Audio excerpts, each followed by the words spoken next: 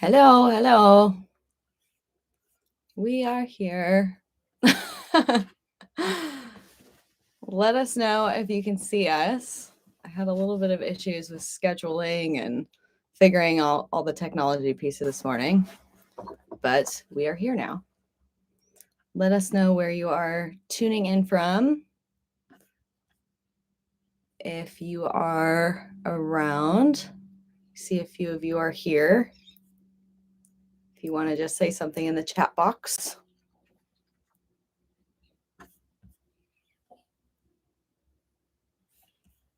All right. All right, I'm just loading my chat box here. Welcome, everyone. Hi. It might be on ad too. Oh, hey, there we are. Cool. All right. Hello, everybody. So I'm Anna, and this is Luca. Hi, everyone. Welcome. Hi. Oh, Liverpool, UK. Seems like Mark. Hey, Mark, my mom and my sister are in Cambridge, so excellent to see you. Welcome. Yeah. Luca grew up in the UK and Rome. So we've got a good little understanding of the UK over here. Yeah, hopefully we'll be able to come visit you all overseas soon. That's our plan next year, is to try to head over and see the UK a little bit, see Rome a little bit. So yeah. So I'm Anna. And I'm Luca. Obviously I've been following the channel for a while. Then you kind of know me, you know a little bit about Luca, but we wanted to do this live stream to get to know you guys a little bit more, and also to share a little bit about what is coming up in the future of the channel, as we have kind of started living together in the van, which is like a big new step, and how that's a little bit different than traveling together in the van in the past, and then what some of kind of our hopes are for this intentional life that we are creating together. And we're clearly not in a van right now, so if it looks a little bit different, it's because we're on our sailboat over in Oxnard, California. So we got the van up in the lot, and we got the sailboat down here, and then we got the motorcycle in the back. We are feeling very blessed. We've put a lot of energy and intention into getting the rig and the lifestyle all ready for the adventure. Oh, hi, Pat. Cup of tea in hand. Good. Yeah, Mark, that would be my mother.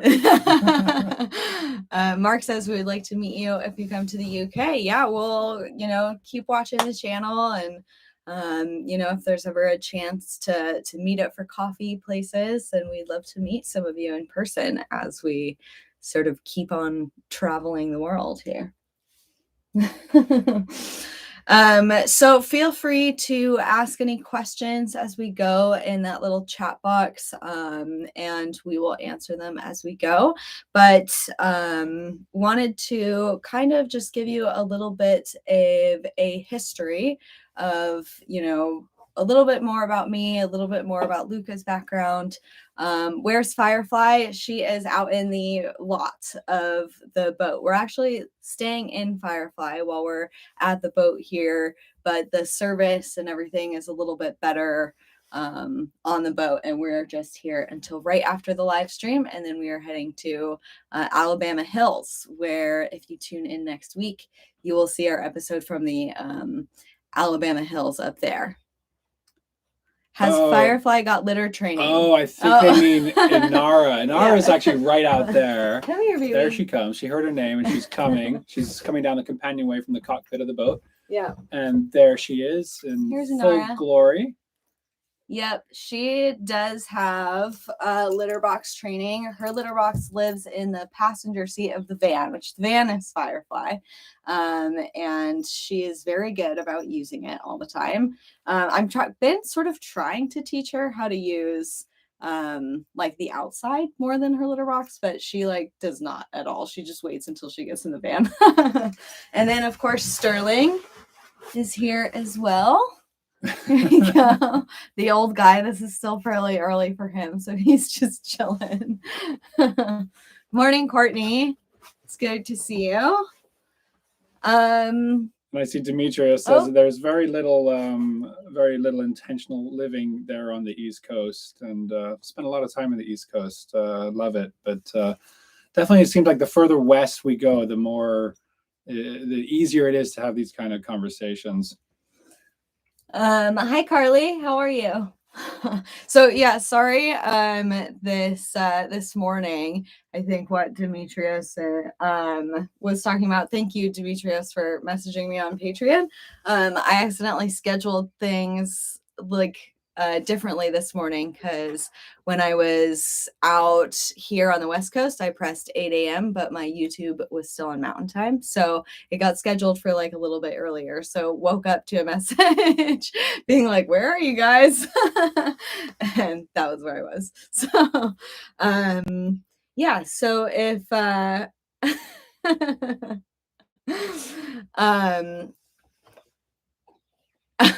yeah, yeah, we're definitely not up when you were Demetrius. So a little bit more about me, Anna. So I started traveling on the road full time about 2 years ago, and I started out in this like crazy Land Rover conversion thing, and then about a year ago, I got Firefly, moved into that, and was totally solo, traveling alone. That's when I started the YouTube channel, which was Firefly. And I put up the van tour and didn't really expect it to go anywhere. And then it did. And that one video got really big. So I decided to start the channel, and it all happened very quickly. And I didn't, put too much thought into the channel name or what kind of I wanted to look like in the future. So just kind of started it and went from there. And then in October, we reconnected online on Instagram. We actually worked together 13 years ago when we both worked in the film industry. And he and I started chatting, and in December of that year, met up and started seeing each other. Which was great. So now it's been a full 9 months. So now that we've been through this initial gestation period, it's like, okay, it's time to move to the next level here. Yeah. Yeah. So I've been living in Santa Fe, New Mexico, as some of you know, for a number of years, raising my family, my beautiful children who are all getting older now, and always had a very nomadic spirit and heart, and hence the sailboat and going back and forth between Los Angeles and Santa Fe. So now it's really time to explore what it means to be a digital nomad, what it means to be a couple living on the road or on the seas or in adventure, while maintaining a balance, a work-life balance, where we can actually make a living, because that is a huge concern. Is how does one make a living on the road and still maintain that nomadic spirit? So that's something that we're diving into feet forward. Yeah, that's some of the biggest questions that we get, and that I got from people who wanted to, kind of watch this Q&A, was about, how do you make money on the road? And that, is always going to be a huge consideration for people who want to travel. And for me, my work has always been, pretty easy to do from the road because I need internet for it, but I don't need like lightning fast internet most of the time. Whereas Luca here, what he does, he really needs very, very, very solid internet connection. So we've been kind of exploring what that means to travel and have those capabilities. Yeah, also because when you're going live on a session, I do live production online. So whether it's training sessions or workshops or the like, they're live sessions, and so it kind of creates a certain amount of anxiety, not knowing if I'm going to have a strong upload download speeds. Oftentimes it's much easier to get the lower download speeds. The higher download speeds, but a bit more challenging to get the upload speeds, and that's what your camera is relying on. Or if you're sharing files, or when we need to upload a video that we've edited, that's where it gets a little bit nerve-wracking, is are we going to have a stable enough signal? And while there are kind of accelerated satellite systems on the ways, on the way. Like, for example, Starlink is one of Elon Musk's efforts to bring broadband to the world, which has a huge democratizing capability and potential for the future for not only digital nomads, but also people that live in rural communities who are going to have a whole new level of accessibility, but it's not quite here yet. So we're basically hopping between hotspots, making appointments for co-work spaces, and kind of trying to find a network of co-work spaces that we can tap into, which has been a little bit challenging. Yeah, and we'll show that as we come up. Hi, Shannon. Hi, Rich. Good to see you both. And we'll tap into that in some of the upcoming videos that are going to be coming out. We'll talk a lot about, what it is to be a digital nomad and how it is to kind of enter into this space together, and explore also the challenges and benefits of having two people in such a small living space, which so far has been pretty great. So we've traveled together in the van a few times before, which if you've been kind of following the channel, you've seen us traveling in the van here and there. This part is a little bit different because I actually made room in the van and moved a lot of our stuff. Usually we have his car and the van, so we're kind of spread out and we both still kind of have our independence, and now we just have kind of the van together. So had to clear out some shelves and make some little modifications to the van to make it a little more livable for two people. And of course, if you saw last week about the motorcycle, so we have that, and he knows how to ride motorcycles. I do not, but we'll see some of me learning coming up here. And if you haven't seen that episode, I really suggest going back to the previous episode, because Anna just did a lovely little edit. It's really, really good. Yeah. I always like when he says I do a good edit, because he's really, really good at editing. Yeah, Pat definitely democratizing the space. Having to it's always an interesting thing, I think, whether you're on the road or you're not and you're entering into next phases of a relationship. It's always kind of interesting to see, I think, how you're intentionally going about that, how you're choosing each other intentionally, making space for each other in your life, whatever that looks like, whether it's making space with his family and getting to know his family, or at his house in Santa Fe in his space, or in mine. It's a natural progression of any relationship, but I think what we've been able to do, because we both do have this big focus on intentional living, is be very goal oriented and focused and purposefully choosing each other even when the challenging parts come up. Yeah, and I think a big one also to add to that is assuming best intentions from your partner at all times makes a big difference. It's when you start to share such an intense space, that's when the little things add up and start to kind of creep in. And the old edict of 3 days on a boat, that's all you need to know. So we've done 3 days many times on boats and tents and rafts and Firefly. And I think that's why we decided to take the next step, because those 3 days are always awesome and looking for more. And but definitely it takes that constantly kind of assuming the best of your partner at all times, I find, when you're in such a small space. Yeah. Hi, Dina. Good to see you. Oh yeah, hi, Dina. Yeah, I mean, our relation, I think, and a lot of van lifers and people who live on the road, I think, can kind of empathize with this, that I've talked to, of when you live in a van, relationships kind of take an interesting, very quick leap forward sometimes, because wherever you are, you're kind of living together. When I'm at his house, I'm living at his house. When I'm, basically anywhere, I'm, living there at the same time. So it kind of takes these leaps and bounds forward in really interesting ways.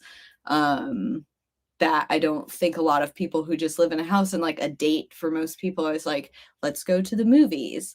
Like a date for me is like, let's go on an adventure where we're like in the same space for, you know, I think like 3 weeks into our relationship, we like traveled for a week together. You know, like everything we've done has been kind of this escape so far, escape into the wild.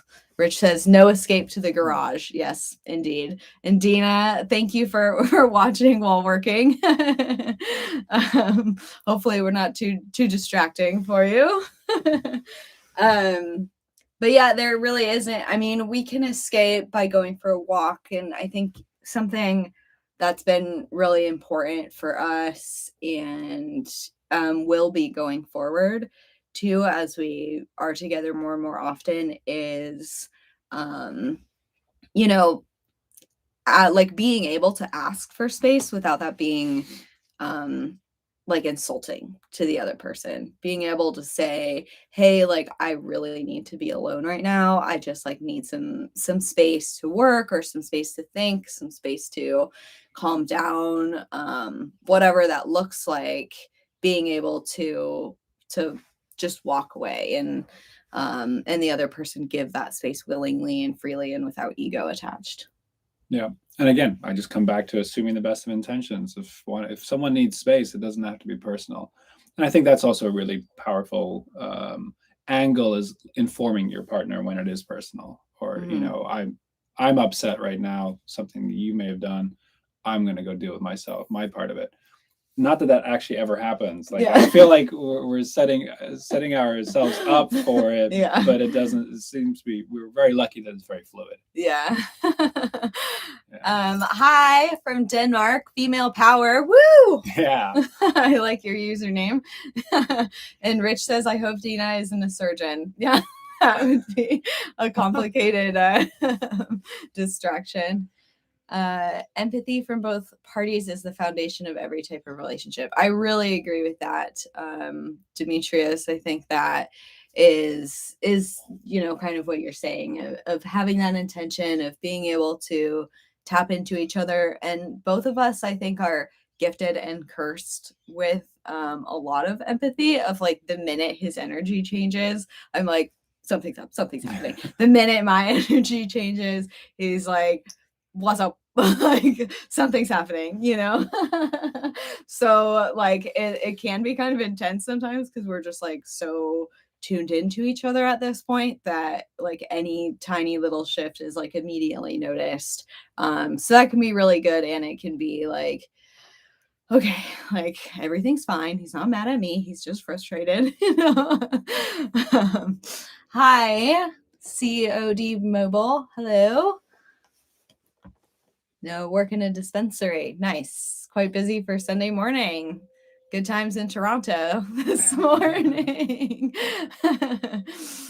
The close quarters must require a lot of devotion and maturity. Yes. Yeah, I definitely think especially with that like maturity piece of just when it gets like frustrating, like the little things, you know, like living in such a small space. Like, one thing for us is that there's just always like a little bit of chaos. Like, if we're getting dressed or if we're cooking food, like all of a sudden there's stuff all over the van, and it's like, where did I just put this, where did I just put that? And it can become like really flustering, especially if there's other things happening as well, like we're hurrying to get to a live stream. Or, you know, something that's kind of scheduled. And, you know, being able to separate like those little flustered moments from like frustration at each other or snapping at each other. That's something we really try to avoid, is like taking things out in like a snappy way. We just try to really communicate with like kindness and gentleness with each other, which is really important. Yeah, a close friend of mine was talking about how we speak in our relationships, and why it is sometimes we break down and feel like we can become snappy, like somehow we're authorized to become snappy with the person we care about most. And he always says, just remember who you're talking to when speaking at all times. And I find that really, really helpful. And you know, to Rich's point, I feel yeah, the maturity is a big part of it. Empathy, Demetrius, thanks for bringing that word in. It's a really good one. But also just discipline, and discipline on a boat is massive. You're just keeping it tidy in a sense, and I think that really comes up in the van, which is like a boat. You just got to have that discipline to put things back and put things away when you're done with them, and have systems. It's all about the systems. Yeah. Yeah. Hi from New Zealand. Hiya. Communication is key. Dealing with things when small. Cohabitating in a small space is a tad more challenging. Where are your fur babies? So for those of you who just joined, here's Sterling right here. He's a little sleepy this morning because he's an old guy. Sterling is actually, I don't know if a lot of you know, but he's almost 15 years old. So he is deaf. He's almost blind. He has spinal arthritis, pancreatitis. He has a heart murmur. So this old guy is like a tough old bird here. He's been with me since I was 19 years old, has traveled like so many places, has lived in dozens of places around the United States. So he's had a pretty amazing little life and is like my best little friend. And honestly, one of the biggest things of like when Luca and I met is like immediately Sterling warmed up to him, which like Sterling does not warm up to people like very easily. Especially not men. Yeah. Or tall men. He like nips and stuff. Yeah. And he so he has definitely like accepted this relationship much more freely than like anything else I've ever had. And then Inara is out looking at birds out on the deck right now. Yeah, for people who joined late, we're actually on the sailboat right now in Oxnard, California. Mm-hmm.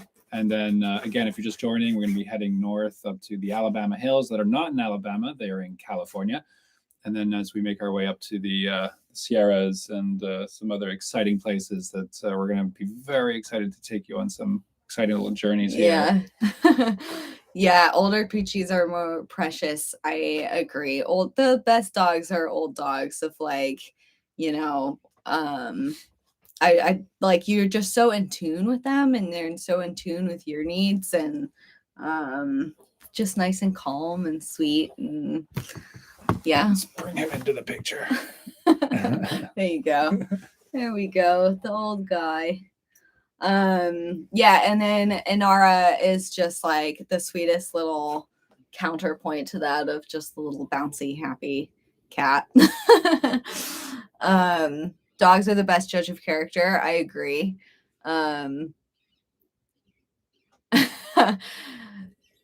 Judea, I just read your comment of wanting personal space with husband, and his reply was, "You don't love me." Yeah, I think like that speaks to what we've been saying too, of just like it's so important to be able to separate the ego part from the space part, because like both of us are very independent people, and for me, like I've been traveling alone for so long that having another person around all the time, because it's him, it's awesome, but there's still sometimes when I'm like, I need to be alone. Like I need some alone time. And especially a lot of you have seen that I have been going through a lot of like health issues. And for me personally, when I'm going through health issues, there's sometimes when I'm just like, I need to like go break down in private. And like, you've seen me cry like 700 times this week. And like, I need to just like cry in private now. Oh, Dina, you want to travel with your cat, Luna? Cats are so great to travel with. A lot of people don't think so, but I think we're changing the narrative on adventure cats. Shannon asks, is it your boat? Yep. It's a boat that I bought back in 2018 when it was too expensive to live in Hollywood, and I was working out in Malibu a lot, and it didn't make sense to be driving back and forth or riding the motorcycle back and forth. So I was like, "Ooh, I wonder if I could have seafront property near Malibu," and it made sense to get a boat. So we've been slowly fixing it up, and it's a great little boat. It's a 30-foot Columbia Islander cutter sloop, and she's got good bones, as they say.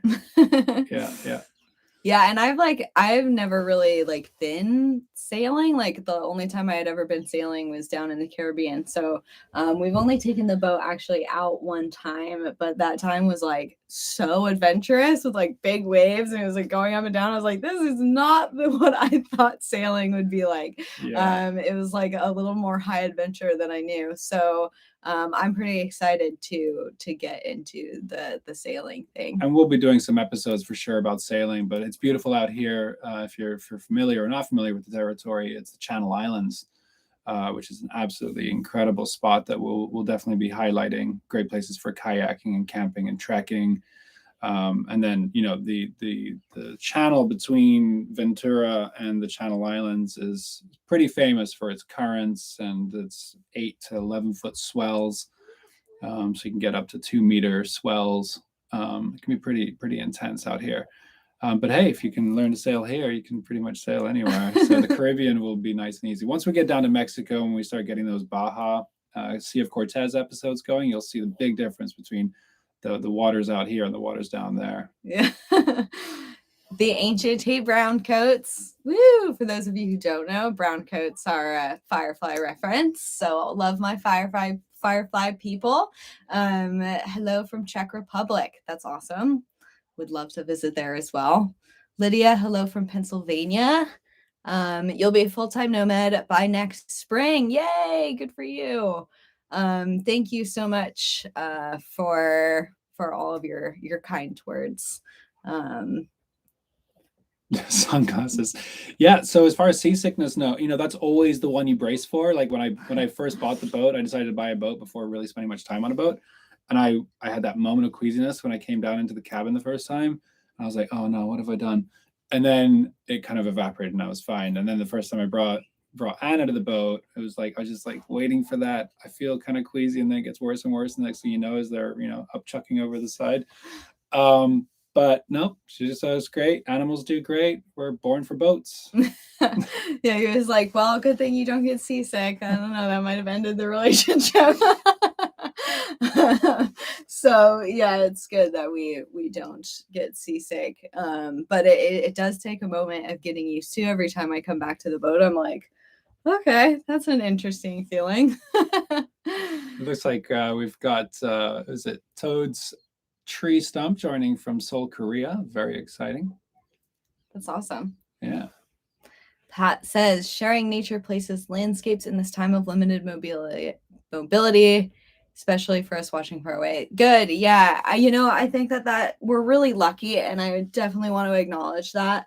Having the van and having a boat and having these little spaces has been kind of a godsend during COVID time, which obviously a lot of people thought so as well, considering it's like so hard to find an RV these days to buy.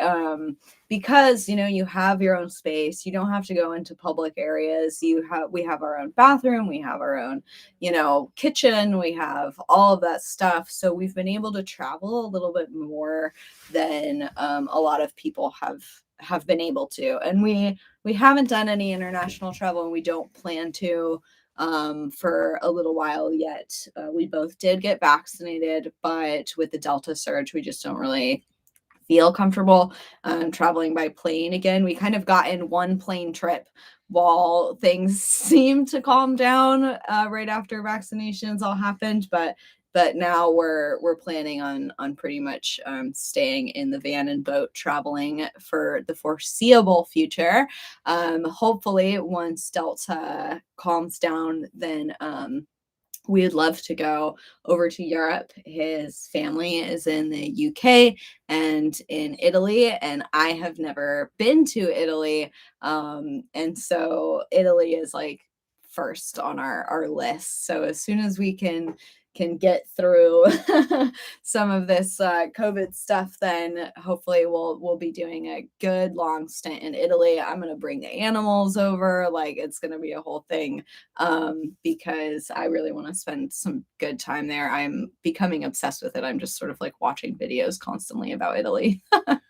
Doesn't take much to get obsessed with Italy. Looking very forward to taking you all around over there too. Kathy, thank you. I am feeling a little bit better. you want to live full time on the road. Not sure if we'll do schoolie or van.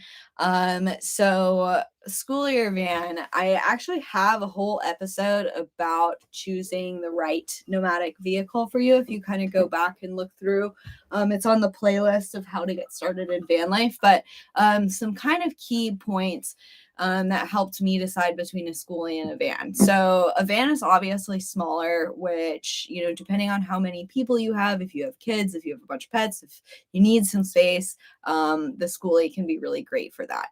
However, it does limit where you can go, where you can park, and it's just overall kind of a lot more. The gas mileage is going to be worse. You know, you're putting a bunch of diesel in there and it's still not going to get very good miles per gallon.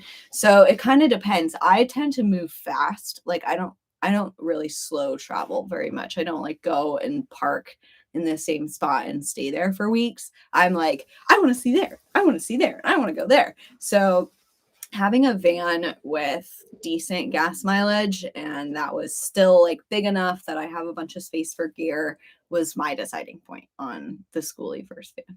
Well, and also like right now we have both the van and the boat, but we decided to stay in the van because we didn't feel like migrating all of the stuff down to the marina. And we're parked on the street, and there's a big difference between parking a van on the street, even with a trailer and a motorcycle and mountain bikes and all the stuff we have. Big difference between that and having a schoolie.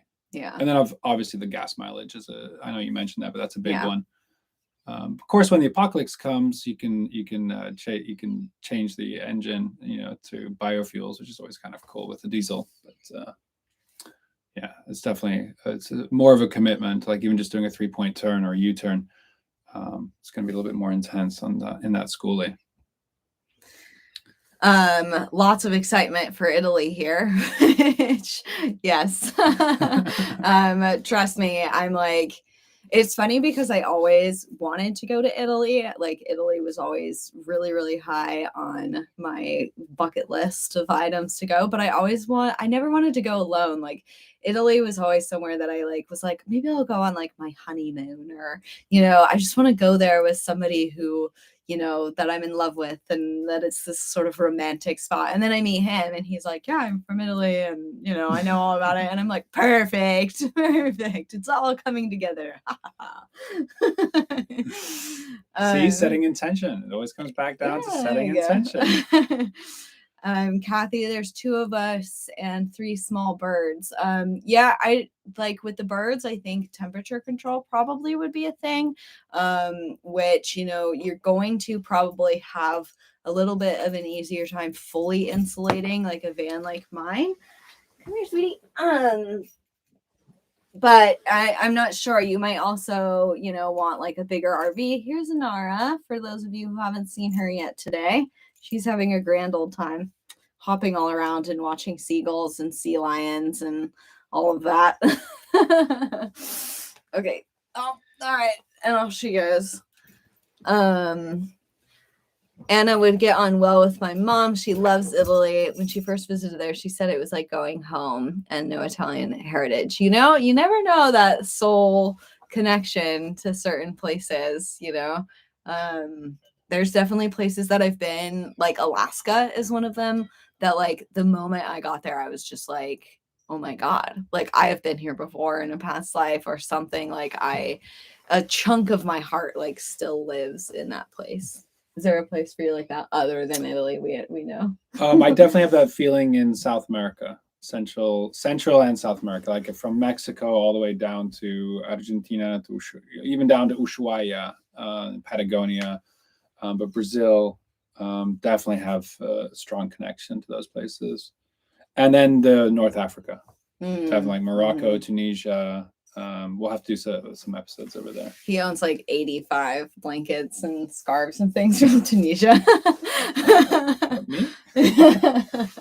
He really likes his scarves. It's very Italian. Well, it's not that I like him. I need them. It's a form of immune protection for Italians is how you cover your neck. And sometimes we have 2 or 3 scarves, and we'll do an episode about that. Or maybe a Patreon. Yeah. Let's do a Patreon. Yeah. after you watch the AT trail in April to September 2022, live out of a van. That's awesome. I've always wanted to do a through hike. I think if I did one, I would choose the Pacific Crest Trail. I've thought about that, but we'll see if that ever happens. That is like quite a commitment. So good on you, Toad's Tree Stump. I like your name. It's interesting. I was just noticing that Pat and Demetrius and this idea of gratefulness coming up, and I think that's it really is a beautiful word to bring into the space. Is definitely feeling very grateful for the life choices that we make on a constant basis every day to bring us closer to the lifestyle that we want to be living, and know how hard it is for people who feel stuck or trapped and aren't feeling grateful or feeling resentful. In these times to kind of look forward to create that space of something to be grateful for, and definitely honoring that and not taking it lightly nor for granted, nor did it come easy. We definitely have been working towards this. Mm-hmm. Yeah, I mean, I think it's all about that choice making, right? Of like, there are things you give up to live in the way that we are traveling and doing things like that. And there's things that become a lot harder that way too. So it's kind of choosing, like making really to come back again and again to the word, right, intentional choices of like, what's the most important things to me and what are the things that I can give up and still be okay, still be happy. A little bit of the creature comforts, a little bit of the stability, a little bit of the finer things in life sometimes to kind of have this life of living and traveling all the time. Rich, you said you feel that feeling of belonging in the UK, and I love the UK also. I really want to do like a road trip around the UK and like see Ireland and Scotland. We just started watching Outlander, which many of you watch, and now I'm like, we have to go to Scotland immediately. Judea, I hope I'm pronouncing your name right. How do you control temperature in the van and on the boat? So I can speak to the van of when I built the van, I knew that I didn't know yet that I was going to have an Nara, but I knew that I had Starlink, and he's very sensitive old guy to temperature. So it was incredibly important to me to build a very temperature controlled van. So first I insulated with a ton of sheep's wool, which has a great R factor. It's natural for the environment. It's not cheap, but it works really effectively. Then, built out all of that. I built a fan and a skylight in so that there's like a breeze that can go through the van. I have Reflectix on the windows. I have like a temperature control like sheet between the cab and the back, and then I just try to park in shade and also follow temperatures that are more in like the 70s. So, and I have a heater for the cold temperatures as well. So temperature control was built into my van very intensely. Yeah. For the boat. Well, the boat, I mean, again, like as was mentioned, we're in California for the most part. And if we go anywhere, if I have my druthers, it's going to be south. So we're going to be heading to Mexico, to warmer. He likes hot warmer waters. We're not planning on, but actually going up to San Francisco would be a great episode. Yeah, I mean, the fiberglass gets cold if you cover it with some, even just using carpeting or some kind of foam tile insulation. That makes a huge difference. And then, we do have batteries on board, so we can run little heaters. And also wearing a scarf. How are you dealing with fires? Are they impacting travel plans? Mm-hmm. So, I mean, our travel plans right now are actually going straight up into the fires. We have a permit to raft the Rogue River, and that's a river up in Southern Oregon. So we're going to be up there in September, and that right now, the air quality right there is like pretty intensely bad. So we're going to kind of see how things go, see how things pan out over the next couple weeks. And I have an app on my phone. This is a great app for anybody who's traveling, that shows the like air quality of the different like places that we go. So that is really helpful because I have kind of an itinerary for us over the next couple weeks, and that'll shift with the air quality. And I think it's kind of endemic of what it means to be making any kind of plans during this period of our human history. I mean, plans are changing. We've got to be nimble. My family makes travel plans and all of a sudden it gets canceled because of COVID surge. We just have to kind of be nimble, be ready to kind of switch plans and not be too attached to them. Yeah. If I was to choose one place to live permanently, where would it be? I've been thinking about this a lot because I don't know. I mean, Colorado is like kind of my heart home. Like that's where my parents live. That's where I grew up. So Colorado, is definitely really high on the list for me. I don't know, Italy maybe. Italy's good. Italy's really great. Excuse me. As an Italian, I find Italy better for vacationing than living. There's a lot of complexities that come with that space. And I love New Mexico, like, having a piece of land up in northern New Mexico, Colorado, where we could set up a couple of yurts and live simply live. Yeah, I'm falling more in love with New Mexico recently, and it's not too far from Colorado. So we'll see. Shannon, you're moving to Colorado. Congratulations. Yeah, Colorado is great. Rich, you're in Colorado. Nice. Yeah, Colorado people. Woo. Courtney, what app is it? I have to look up the name of it really quick. It's called Air Visual. This is the little right here. This is the icon, Air Visual. So it's a great one. Dina, Santa Fe. Yeah, Santa Fe is great. And, I'm finding that it really has a lot of the things that I like. In New Mexico, there's a river that I could raft. There's mountains, there's skis, there's, all sorts of kind of cool outdoor activities. So we'll see what happens. Shannon, I'm a Leo. I actually have a tattoo here of my star sign. That's my Leo sign. And I'm a Cancerian with a very strong rising Leo. Basically, everything just vacillates between Cancer, Leo, Cancer, Leo, Cancer, Leo.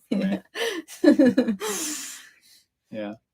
Oh, feeling lonely on the East Coast. Oh, yes. I'm so sorry. Well, it's a tough life out there on the East But I love, Coast. like, for example, this live stream, the kind of sense of community that I'm getting just, having not met people and yet seeing the chat go by.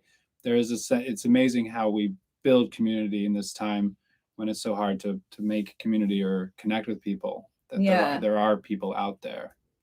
Yeah, I love this channel and all of you that have really been coming in and attending the live streams or premieres or joining Patreon or doing these things that really help me get to know you a little bit as well. It just means a lot to me, and it's so cool to be able to share a little bit of our adventures with you. And so that kind of just talking about the channel. So I want to move into talking a bit about the kind of shifts that'll be coming to the channel. So obviously with Luca involved, the channel quality of film is going to go up a little bit. We just did a wee investment in some of our toys. Yeah. And actually for those of you who contributed to the Patreon, thank you so much, because that is really the first goal that we set to get the GoPro moving, because we really needed a GoPro. We actually need 2 or 3 if I had my druthers. And if you're not familiar with Patreon, you can go to patreon.com, check that out. It's a great way to support artists and content creators, where you can give very small amounts of money, anywhere from $1 to well, depending on what you want to contribute towards. So that's really helpful. But that's where we started, was with the GoPro. But then we've had a couple of other. I married my package in, so we've got some more camera toys now, some more lenses. So we're definitely going to be exploring, kind of upping the level. The drone has definitely been a huge addition. Yeah, I definitely think that, just with the like upping the equipment a little bit, and then also I've just personally been like investing some more time into figuring out how to use the equipment a little bit better, and all the programs and editing programs, and he's been teaching me some stuff too. He spent like 25 years in the film industry, so he brings in a lot of knowledge to this. So we'll be, kind of like shifting into kind of a bit more cinematic feel to some of the episodes, while keeping it personal, while keeping it authentic. You're never gonna see me change my personal style of being on, which is trying to connect with you all as much as possible. So yes, Shannon, we did meet in good memory. We did meet by working in the film industry. We worked together on a project 13 years ago in the film industry. So yeah, it's a good shared connection. And then we both actually now work in leadership development, so we have been sort of mirroring each other's professional paths. Courtney's question: what do you use to edit with? It's the age-old question. I personally am on Adobe Premiere, and Anna's on Final Cut. I highly recommend the DaVinci Resolve, which you can also get as freeware. You just can't export a DCP, and most of us don't really need to export DCPs, which is the digital cinema projection file. So I would definitely start with Resolve if you want to get into it. Awesome tutorials with our friends here on YouTube. And then the reason I like the Adobe suite is because it's so integrated for all the other things that I'm, it's a very powerful suite. Yeah, and also it's format agnostic, so it doesn't really care what you shoot with. You can just drop it into the timeline, and it's very malleable and plastic. Whereas I find Final Cut tends to be a bit more rigid, but someone like Anna is really comfortable in Final Cut. So I reckon whatever you feel most comfortable in, that's the tool to go with. Yeah, like I started with iMovie, which is free on MacBook, and so it very easily is a jump up to Final Cut. Whereas if you have a PC, or if you're not familiar with iMovie, then you might want to start with Adobe. So what do you think of popular style of little jump cuts? Well, like that? I think it's annoying, and glad you don't use that technique. Yeah, so I mean, I jump cut a little bit while I am talking, because sometimes I tend to ramble a lot, while I have a camera on. I don't actually plan what I say before I turn on a camera, which kind of drives him a little mad at first. Yeah, all of a sudden she's rolling. Say something. I just kind of go. So sometimes I'll use the jump cuts to just cut out a piece that's okay, this is me just talking for a minute about nothing that matters. But yeah, I mean, I think too many jump cuts for me becomes a little bit spastic, and I like more of a narrative style that is a more personal. I guess that's the style that I'm trying to go for in my videos, has always been based on connection, based on me being authentic, and not trying to just curate happy-go-lucky, hey, we're YouTube, smash subscribe and do all this stuff. To me, I just want to be a little more myself, I guess, just me. Well, also I think that you used a good word, plastic. It's you need to be able to move the edit based on the feeling. So sometimes it's really fun to just start with the music. What's the vibe of this sequence, and I'm going to have this vibe is going to be upbeat, and then it might be a little bit more jumpy based on the music, but then I might want one that's a little bit more lyrical. So then it might be more dissolves and kind of slower, some slow motion and stuff. But yeah, it's fun when you get to know your tool well enough that you can express yourself within it. And at that point, it's very much like a piece of paper and a pencil. Mm-hmm. Yeah. Yeah. Yeah. I see lots of love for New Mexico, which great. And Taos is like so cool. I love Taos and that whole area up there, and like how some of the like floodplain areas in New Mexico too are amazing. You already have Lightroom, Courtney. So yeah, I mean, Adobe might be a good place for you to start in. G says, I think cinematic images are great, but grassroots charm and authenticity is also very watchable. I personally enjoy watching clips that feel like you're sharing someone's real travel. I agree. As cinematic as we like to get with the drone, like I just upgraded my drone. I love it.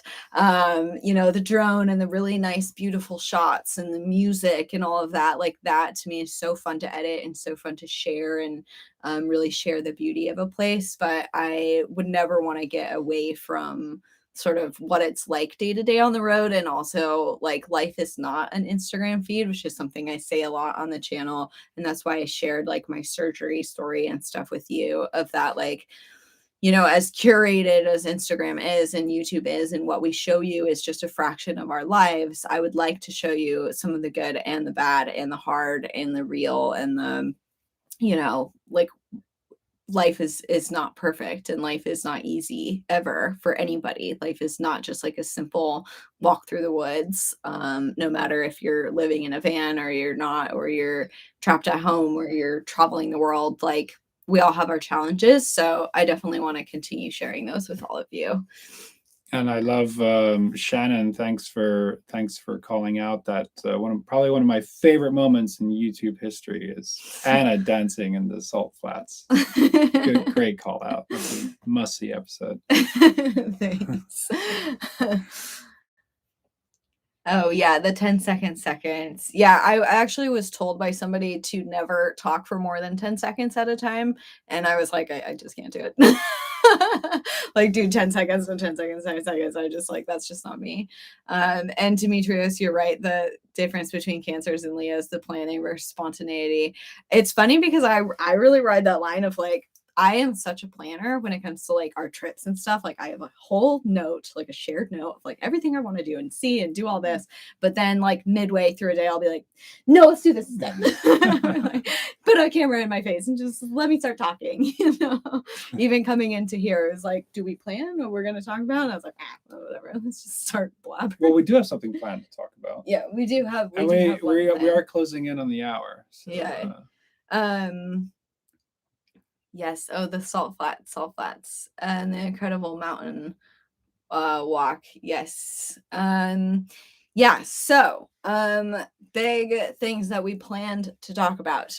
So first thing is just the next couple plans that we're having. So we'll go up the Sierras. If there's anywhere that any of you are like, oh my God, this is like a absolute must see in like the Sierra Nevada area, then shoot me a message, because though we have some specific places planned, there's a little bit of flexibility. So if you're like, this is like an absolute can't miss thing, unfortunately we can't get any backpacking permits. I really tried to do that, but those are like 6 months out in the Sierras, so not that easy. But so we'll go up the Sierras. We're doing a raft trip in Oregon, coming down the coast a little bit. I have a night camping in Yosemite, which I'm so pumped about. I have never seen Yosemite before. So that's some of our upcoming episodes.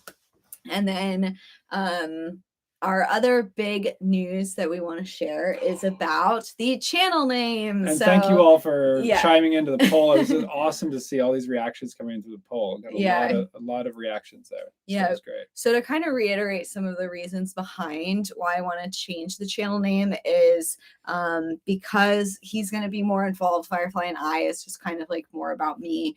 It doesn't even really include the animals in there, which like I feel like the animals need to be included in the channel name.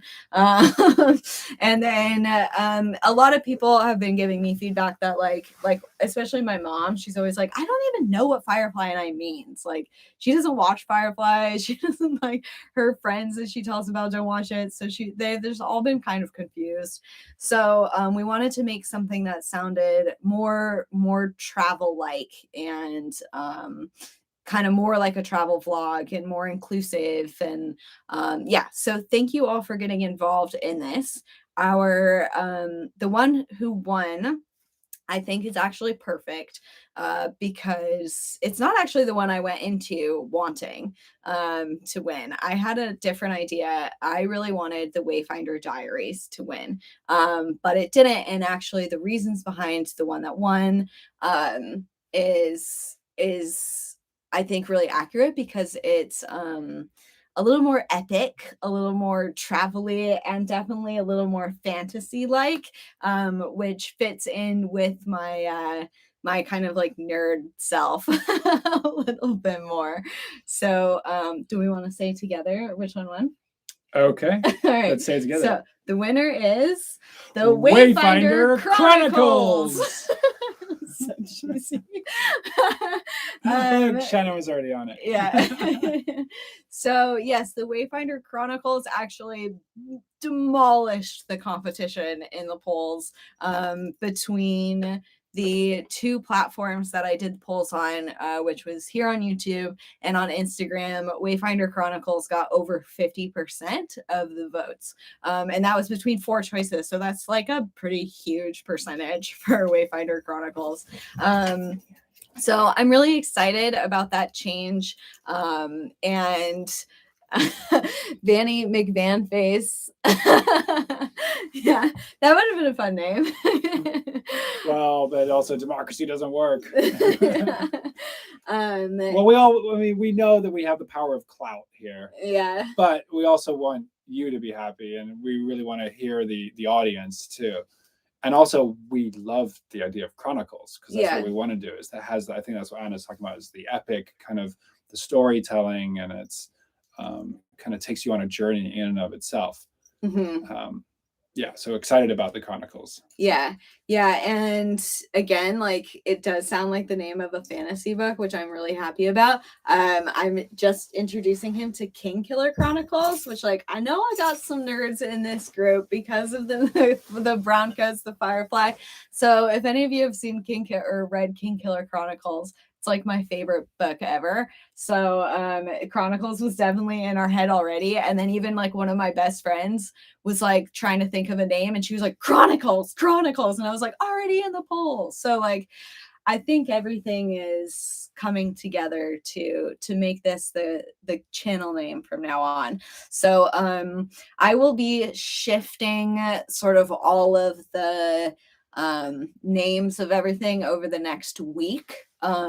So by next Sunday, when our Alabama Hills episode comes out, it'll then be the Wayfinder Chronicles. So hopefully, all of it still shows up. And YouTube's algorithm's so confusing to me, and when you change things, it really dings you. So like for the next couple episodes, if you all could share stuff like on your Facebook, that really helps the algorithm, and it'll help me get back into an okay standing with the algorithm.